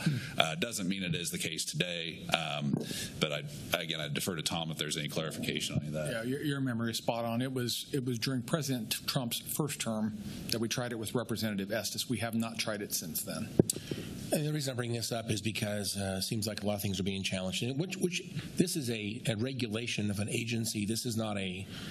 Or what level of restriction is this? Is there a federal law, or is it a rule and regulation created by some federal agency? What is it that's caused this to happen? Certainly, Commissioner Howell, it is a federal law. It's been in place since, I believe, the 1960s, and they've recodified it multiple times since then, but it is a limitation, and it's essentially when the federal government, through the U.S. Department of the Interior and the National Park Service, when they provide funding to acquire or develop a park to a municipality such as Sedgwick County, there's a requirement that the property has to be used for public outdoor recreational residential purposes, and that's a limitation. I will point out in this case there were some efforts undertaken by the county to get a hold of the state. Kansas Department of Wildlife and Parks administers that, to see if they would consider this a de minimis or essentially such a minor easement, utility easement across that park property. And the feedback we received, it would require a conversion, a small conversion. So we weren't able to, that was a hope we had at a staff level, at least initially, was maybe this was so minor, and actually if we got some sort of access across there, it would improve the park. That was at least the theory we were operating under. That was unsuccessful in our efforts. And just remind me, how many acres is the Northeast Central County Park? It is approximately 650. Yeah, 50. Yeah. So just for the public's knowledge, we have an encumbrance, and if the history of this is interesting, it goes way back to probably 30 years worth of things that have happened that caused this to happen. So we essentially have a piece of land that we don't really use. They call it a park, but there's really nothing there. If people want to go out there and walk around, they can do that, but there's really nothing in terms of a park-like environment, if you will. It's prairie grass, I guess. It's really not much there. So, we have this encumbrance that is created essentially through federal regulation that's caused us to retain this. I would love to see us find a solution to that, give it to the state, or I'm not sure what else we could do with it. But in terms of having a county asset that we don't really have a use for, to me, this is what's maybe not what's great about federal regulations and federal laws. Sometimes they don't make sense. Sometimes with the administration, that seems to be challenging a lot of things. Maybe we ought to ask our federal lobbyists to maybe try again. I think it'd be a good time to do that. But I'm okay with the proposal this morning. I just don't know that I really want to miss the chance to talk about why do we have this land, and what is our effort to resolve this in a way that makes sense to taxpayers. And right now, I don't know that I'm happy with where we are. I think we should hopefully find a solution at some point. Thank you. Okay, very good. Appreciate that. Any other questions or comments? No, I'll make a motion. Okay, Commissioner Meister, would you like to make a motion? Yeah, I want to thank Justin, Lynn, thank you for Public Works, Andrew, everybody on the chairman mentioned that earlier, but it really was numerous discussions, and months and months we've worked on this to try to accommodate one property owner with a small sliver access for utilities. So frustrating to get it done. The property owner has been incredibly cooperative and workable with us all. So I congratulate the property owner. I don't see him or her here. Are they here? No. Mm-hmm. So anyway, best of luck in getting your home in this land. And sorry we couldn't get the other solution A and B done, but solution C, I'm fully supportive of making a motion to do that. So I will recommend action. I make a motion that we. Let's see, regarding the access easement, utility easement, driveway construction, authorize the chairman to sign such agreement and direct that it be recorded with the Sedgwick County Register of Deeds. Okay, I'll second the motion. Madam Clerk, please call the roll. Commissioner Blubaugh. Aye. Commissioner Wise. Aye. Commissioner Howell. Aye. Commissioner Meitzner. Aye. Chairman Beatty. Aye. Next item, please. Item J, report of the Board of Bids and Contracts, regular meeting on February 27th, 2025. Hey, Joe, welcome back. Good to be back. Good morning again, Mr. Chairman and Commissioners. For the record, Joe Thomas, Purchasing Director. And the Board of Bids and Contracts regular meeting of February 27th results in 9 items that we are seeking your approval. Our first item is the change order number 1 to the tax foreclosure title search services for various departments. The recommendation is to approve this change order number 1 for the rates listed. Item number 2 is the 2025 high-density seal, which is Project R175P for Public Works. This recommendation is to accept the bid from Andale Construction Incorporated in the amount of $88,497.28. Item number 3 is facility assessment and planning with related services for project services. This recommendation is to accept the Sourcewell contract 020421-TRC with Terracon Consultants Incorporated. This is good through March 24th of 2025 and has a 1-year option to renew.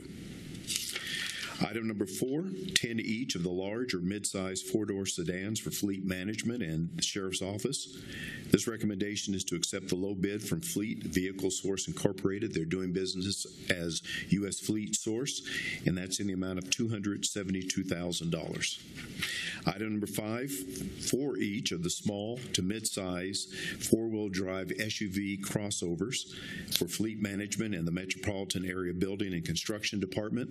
This recommendation is to accept the low bid from Don Hatton Chevrolet, and it's in the amount of $114,600.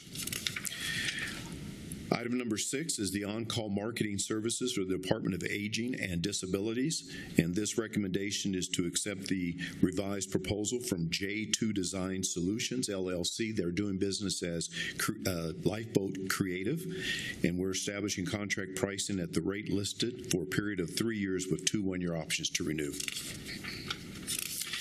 Item number 7, workflow management software for the Health Department, and this recommendation is to accept the quote from Monday.com Ltd. Limited in the amount of $62,400. This covers a period of 2 years beginning March 19, 2025, continuing through March 18, 2027.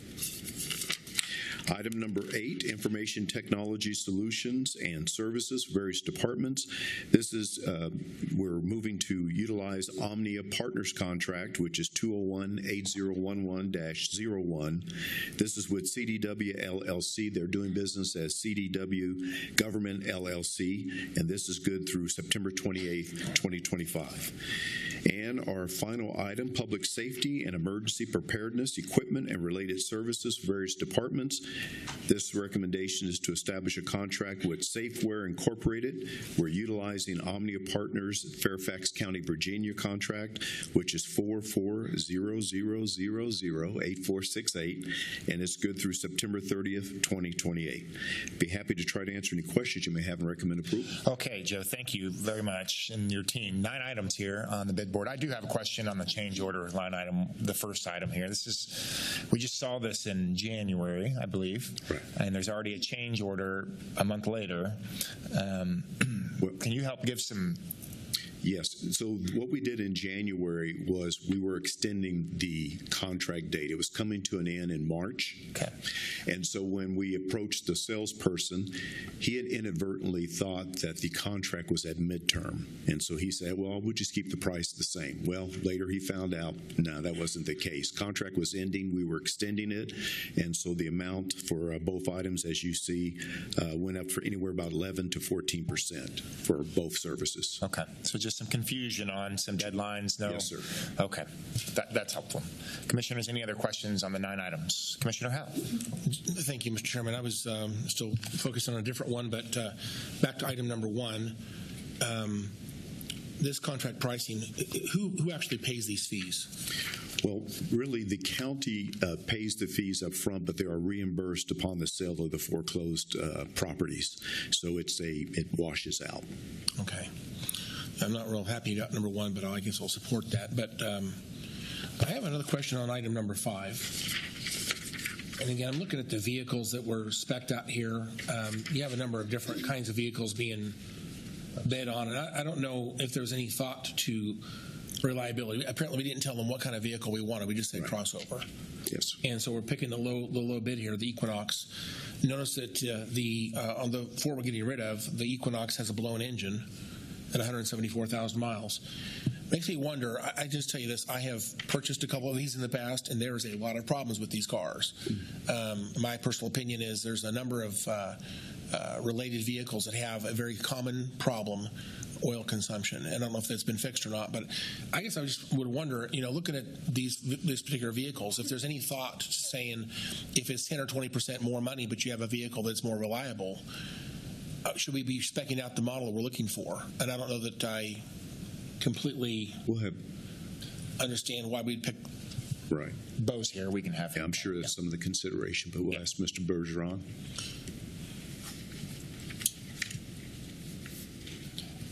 Bo, thanks for being here.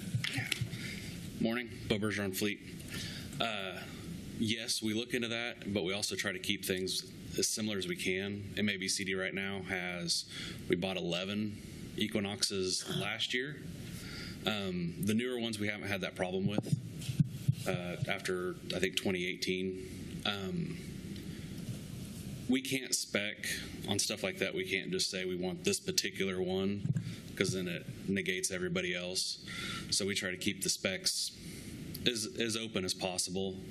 But if we do have somebody that we know is this vehicle is a problem child, we've had nothing but bad luck, before it goes to bid board, we'll discuss that with purchasing and try to steer away from that.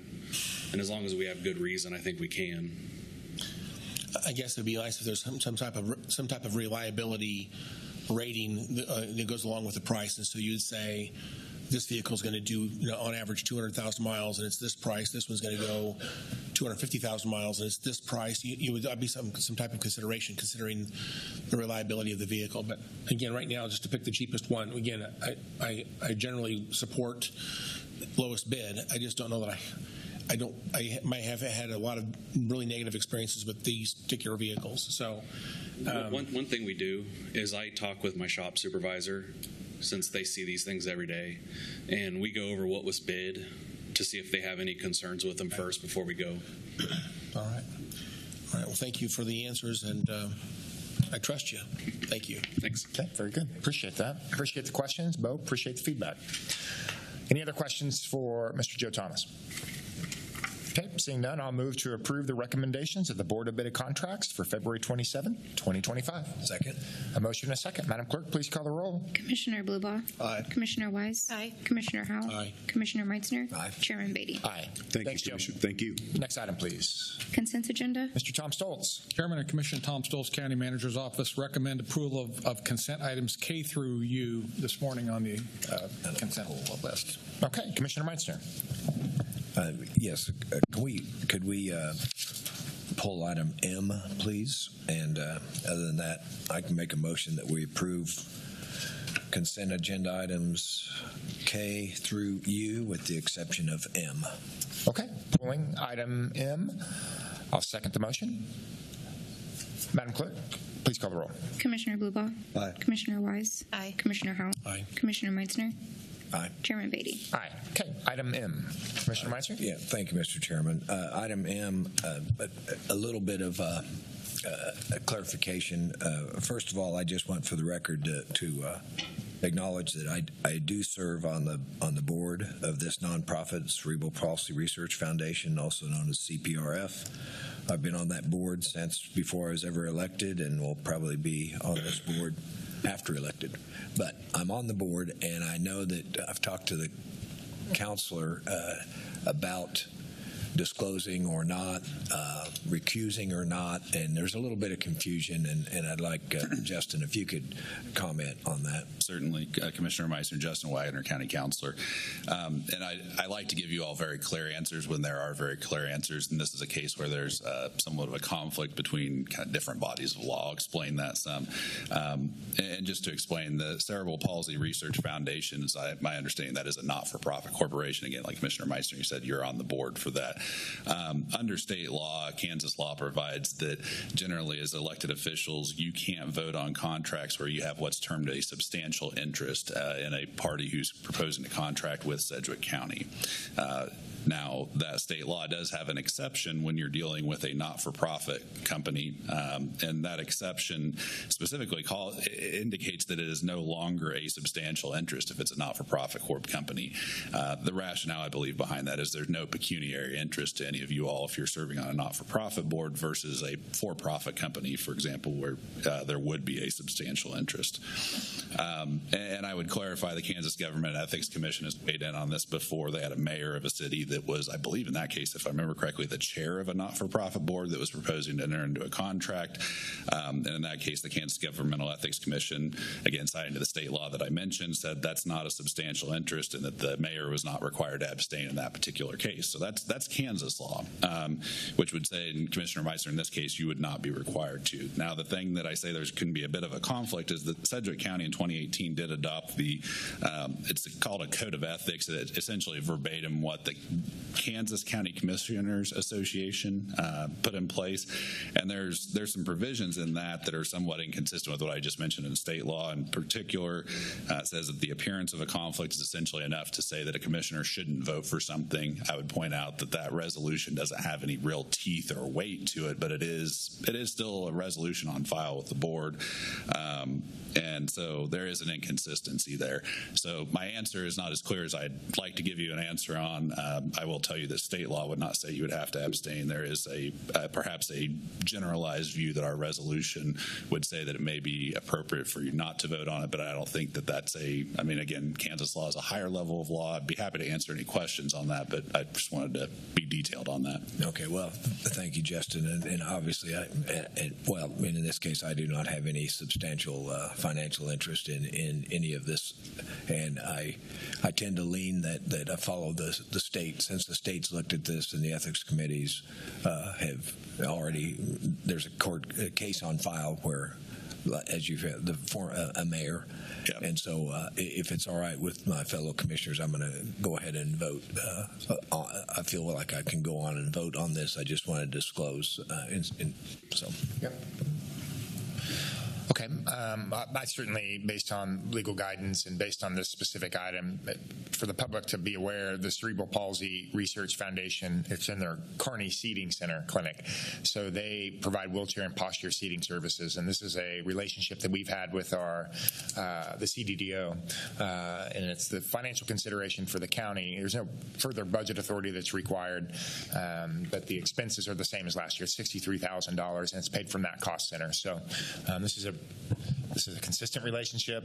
I've toured that facility. I've seen the facility. I see the work they do there. It's part of our CDDO network. So based on legal guidance, I certainly have no qualms with that at all. So I'd leave that up to your discernment. No. Okay. I make a motion that we approve item M. Okay. And I'll second the motion. Madam Clerk, please call the roll. Commissioner Blubow. Aye. Commissioner Wise. Aye. Commissioner Howell. Aye. Commissioner Meitzner. Aye. Chairman Beatty. Aye. Okay. Very good. Thank you. Madam Clerk, next item, please. Legislative issues. Okay, what we're going to do, because we have 2 executive sessions today and we have some guests that are joining us in those executive sessions, we're going to try to get to those quickly. So we're going to push legislative issues to behind executive sessions. It's going to be a change in the agenda, in the order of the agenda, so that we can be courteous of the time of our guests. Okay, Madam Clerk, next item. Committee reports. Commissioners, any committee reports you'd like to announce to the public? Okay, next item, please. Other. Anything under other? Yeah, Commissioner Howe. Well, thank you, Mr. Chairman. Just wanted to reflect a little bit on the fact that property valuations just came out, and there's I'd say an uproar in the community. There's a lot of people really upset about what they consider to be an unfair appraisal on their property. Again, a lot of folks kind of jumped the conclusion that my taxes just went up as a consequence of the appraisal notice. And of course, I think that Chairman, you've done a good job, and our communications has done a good job in the last few days trying to message out that the rate of taxation, the tax levy are not necessarily tied directly to appraisals. I spent a lot of time talking about taxes and trying to educate everyone about taxes the best that I can.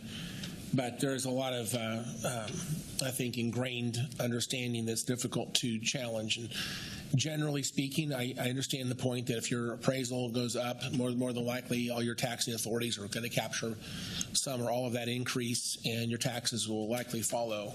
So there is I understand the point that when you see that appraisal notice come out, that people get pretty upset very quickly. For myself, my taxes, I have 8 jurisdictions I pay taxes to. Actually, I guess it's 9.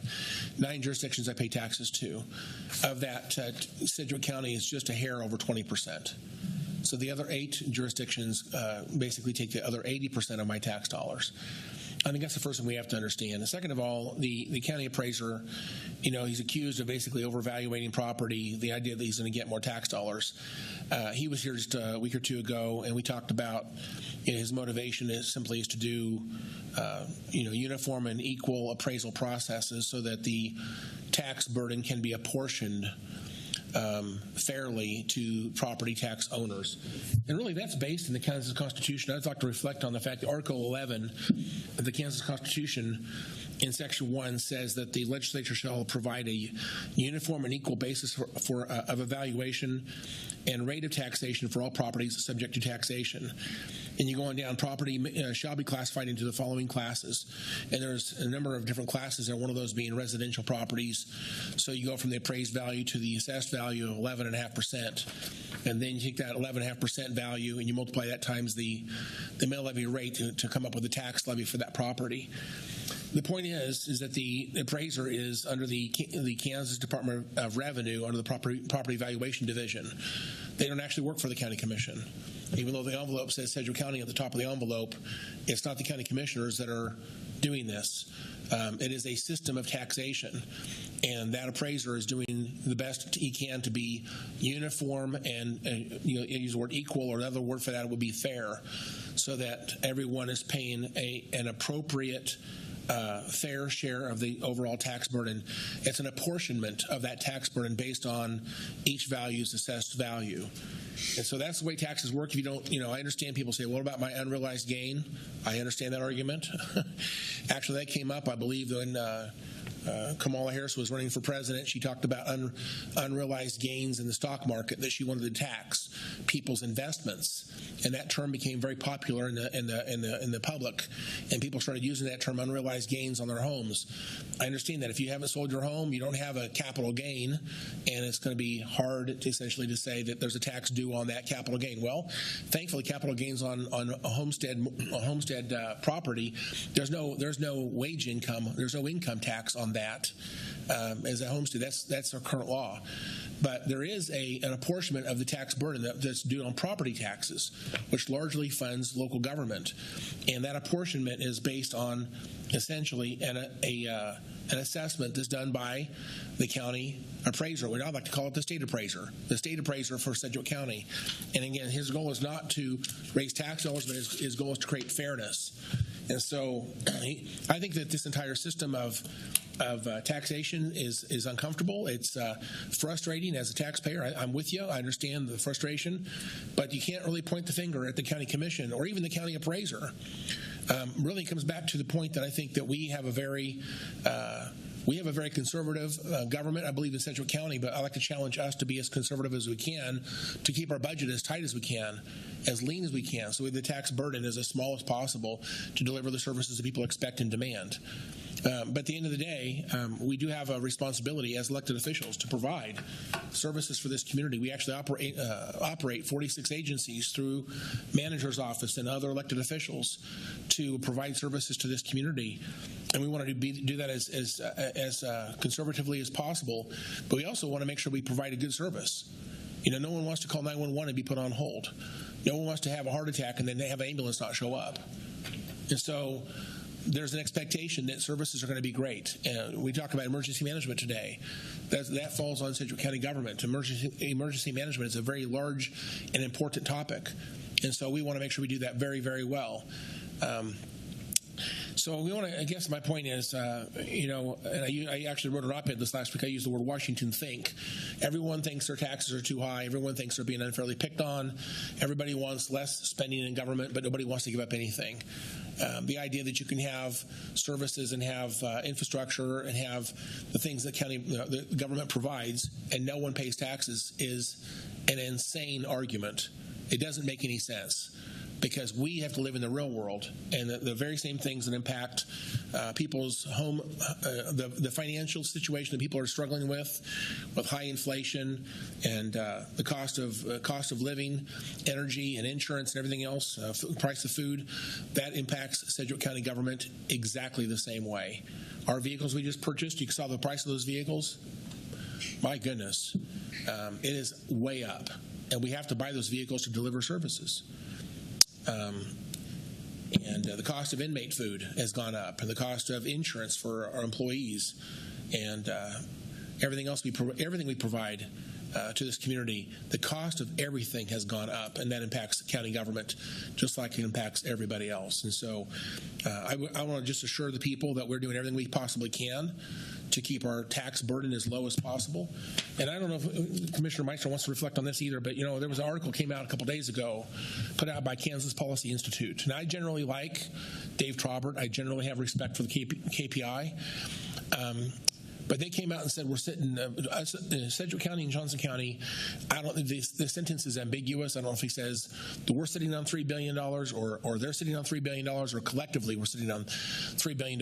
But regardless of how you break that down, his argument that we're sitting on a huge amount of cash reserves and we're simply raising taxes to be mean, that we're being inefficient and ineffective, that we have higher rates of taxation than we need, and we have enormous cash ending balances. We have no reason to even have taxes. And again, our tax burden this year is probably going to be slightly less than $600 million. Let's just hope. I mean, that's everything. That's the entire budget. The property tax burden is around $200 million. About 1/3 of our total budget is property taxes. So if you think about our entire budget being around $600 million, to make the argument that we're sitting on $1.5 billion or $1 billion or $3 billion is absolutely disingenuous. In fact, I would say it's misleading. It is not at all what's going on here in Sedgwick County. We are very conservative. Our financial report that Lindsay Poe-Rousseau presented just a few weeks ago, a week or two ago, to show our ending balances are very conservative. We have cash. We do receive cash to the treasurer's office that gets sent back out to every taxing jurisdiction in Sedgwick County. And so you look at a snapshot in a moment of time, there's a bank balance that seems a bit higher. We also have risk management has money that's set aside for taking care of risk management liabilities. We also have we're self-insured for our employees for health insurance. So there's money that covers those costs. And so the idea that that money is available to be spent, or that there's $50 million in ARPA funds that we can just basically use any way we want. Again, this snapshot that he has come up with to argue that we are $1.5 billion or $3 billion sitting on cash, and there's no reason simply to pay more taxes. I don't understand his perspective at all. I can assure you that if we have a tax increase at all, it's based on the local economy very judiciously. We're only increasing the bare minimum we need to provide the services that people demand and expect. And I think as conservatives, we're all Republicans, we're all conservatives, we're going to do everything we possibly can to keep this budget as small as possible. And this argument that we are simply wasteful with taxpayer money is disingenuous.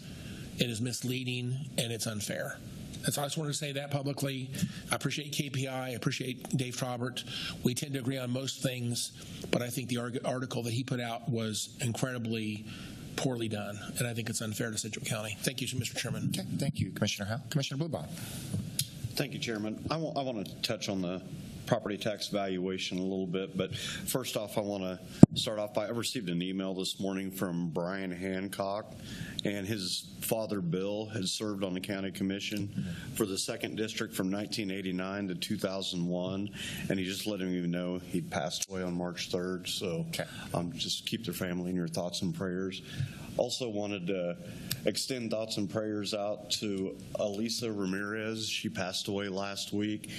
She lived out in Commissioner Wise's district. She was very active with the Church of the Holy Spirit since they were founded about 25 years ago.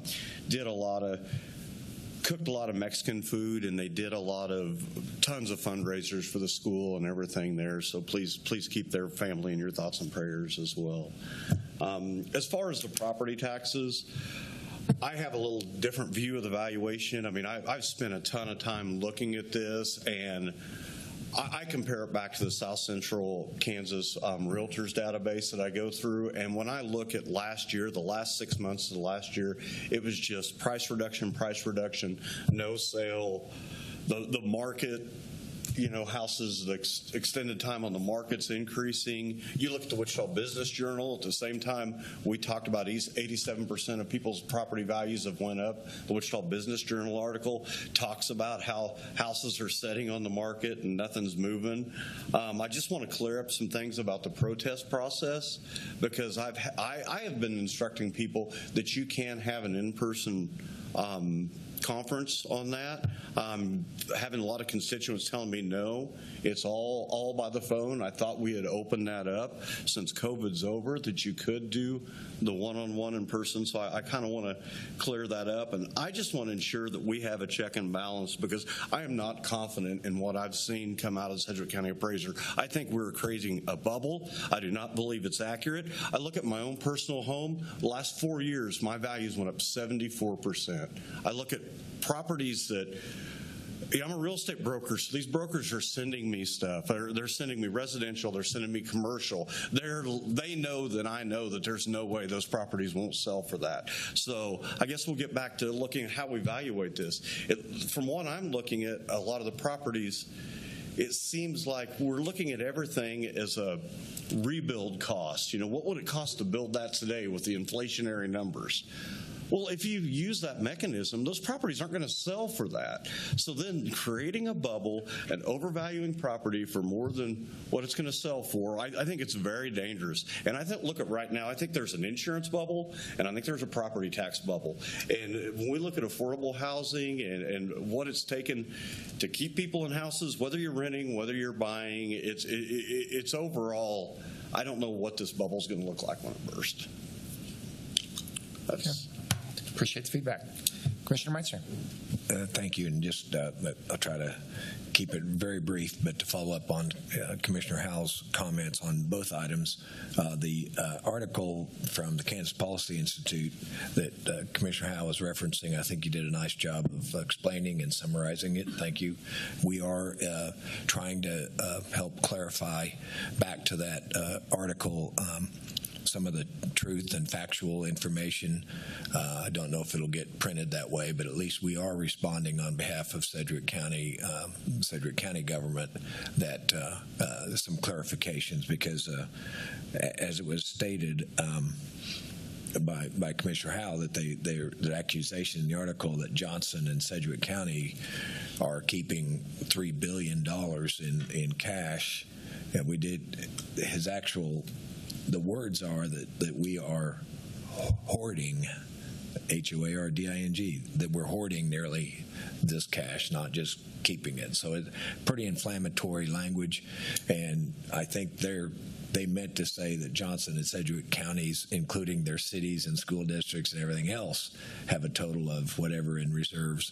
So it's very, very misleading, and we are working with finance we're to have a response to help clarify so the public, because this news goes statewide to a lot of people, and I've already had some comments from some people that are we really hoarding that kind of money, which we're not. But so that's a comment there. And then the other comment on the property taxes that I've been working hard with our comms department and in cooperation with Commissioner Howell to maybe get a snapshot or a global view of what it looks like on your statement, and even a comparison with neighboring counties, and that we'll be able to share with all our commissioners as we get inquiries from various citizens. We'd be able to not only post this kind of information on our website, but have it so as you respond back to your constituents that you have another documented item that you could. There it is right there. The comms department has just pulled it up.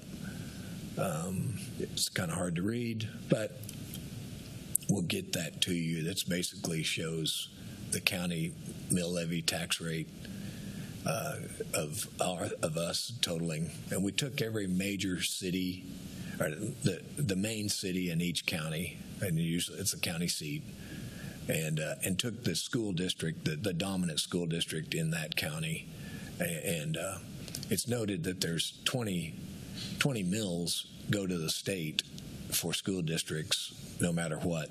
And the state, as Commissioner Howell helped educate me, the state collects all 20 mills and then dispatches it to the various school districts, not necessarily one for one. It's a formula they determine based on population, education, needs, maybe all kinds of factors. But plus or minus 20 mills of your taxes, along with the 1.5 mills, goes to the state. And here we are at 28.7, and so there's a lot of people, the cities, obviously school districts, and then you got minor disclaimers on cemeteries and library districts if such. But anyway, we will have this available, and we'll post it, and we'll have it available for us all to share with constituents, just so if that's helpful. Yeah. So those are the two items I wanted to comment on. Thanks for letting me speak a few words. Okay, thank you, Commissioners. Anything else under other? Okay, seeing none, Madam Clerk, next item, please. Executive session. Okay, Commissioner Meitzner. Are we doing the legal claims first? Okay. All right. I move that the Board of County Commissioners recesses into executive session for 30 minutes until, let's call it 11:30, for the consultation with legal counsel for the county regarding matters deemed privileged in the attorney-client relationship in order to discuss legal claims against Sedgwick County. And that the Board of County Commissioners returns to this room from executive session at 11:30 a.m. Okay, that's a motion. I'll second that motion. Madam Clerk, please call the roll. Commissioner Bluebow. Commissioner Wise. Aye. Commissioner Howell. Aye. Commissioner Meitzner. Aye. Chairman Beatty. Aye. We will be back to this room at 11:30. Thank you.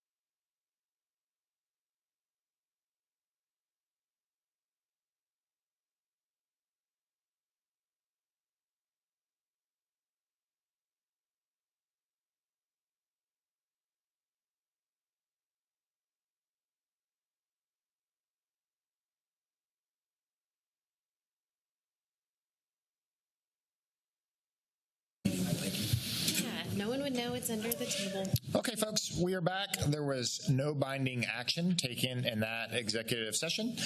Looks like we have a second executive session. Commissioner Meister. Okay, thank you, Mr. Chairman. So, are we on? Are we live? Okay. Thank you, Mr. Chairman. I move that the Board of County Commissioners recess into another executive session for 20 minutes until 11:52 for preliminary discussions relating to the acquisition of real property for the purpose of discussing the potential purchase of land and buildings for use by county departments, and that the Board of County Commissioners return to this room from the executive session at 11:52. Okay, very good. That's a motion. Here's a second. Madam Clerk, please call the roll. Aye. Aye. Commissioner Howell? Aye. Commissioner Meitzner? Aye. Chairman Beatty? Aye. Okay, we'll return to this room at 11:52. Thank you.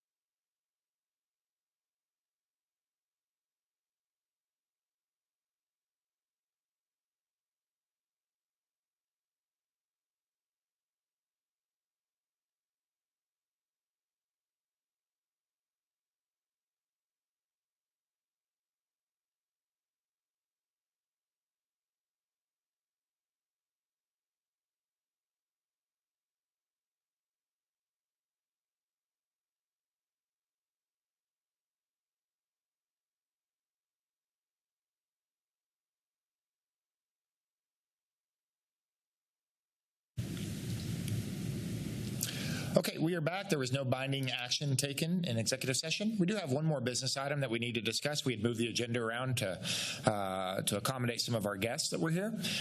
So we are going to move legislative issues down to right now and welcome Tanya Cole to give us some legislative updates. Morning, Chairman, Commissioners. Tanya Cole, Assistant County Manager. So for legislative updates, I think this is good news. We are in the final month of the legislative session, so I'll go over just a few dates. March 18th is the last day for non-exempt committees to meet and consider bills. March 21st is the last day for non-exempt bills in either house. March 24th, conference committees begin, and then final adjournment will be March 28th. Just an update on our House Bill 2377, that's regarding sales tax distribution formula. We talked about that at some length Friday at agenda review, and what we did was we talked about a slight amendment to that bill, and that was putting a freeze on the mill levy portion, and we also made a recommendation to convene a group of stakeholders from KEC and the state and League of Kansas Municipalities to study the formula and options to remove the disincentive when lowering mill levies, which could also include a phased-in approach from levied taxes to assessed value. We heard from our lobbyist that was well received by the chair, Adam Smith, as well as Representative HAYSVILLE that introduced our bill. So we will just kind of wait and see and hopefully hear more on that. We did hear over the weekend that there were two new property tax bills that came out, and so we're keeping an eye on that with our lobbyist. That is House Bill 2396. And I'll just give an introduction on that bill. That is authorizing the use of a protest petition to limit funding of taxing jurisdiction by property tax revenues exceeding a certain amount, establishing the acknowledgement, stewardship of tax revenue and appropriations, which is being called the ASTRA Fund, and authorizing certain transfers from the state general fund to qualifying cities and counties, and eliminating the revenue neutral rate requirements by taxing subdivisions and the taxpayer notification cost fund. And then Senate Bill 280, which is requiring the approval by a majority of electors voting at an election in order for the governing body of any taxing entity to increase its total amount of property tax to be levied by more than the annual rate of inflation. So the first bill I mentioned, House Bill 2396, I think that had a hearing on Tuesday, and Senate Bill 280 has a hearing on Thursday. House Bill 2152, that's what we commonly have been referring to as the banker's bill. Our Deputy CFO, Brent Shelton, he sat on a committee that helped to kind of speak to that from the municipality side, and he reported that that bill is now in good shape, which will be beneficial to local governments and local banks. He stated and gave us three bullet points on that. He said now creates the collateral pool with a few additional protections for public funds, limiting the collateral pool to higher quality assets than originally proposed. Banks also get a first look provision is continued without change.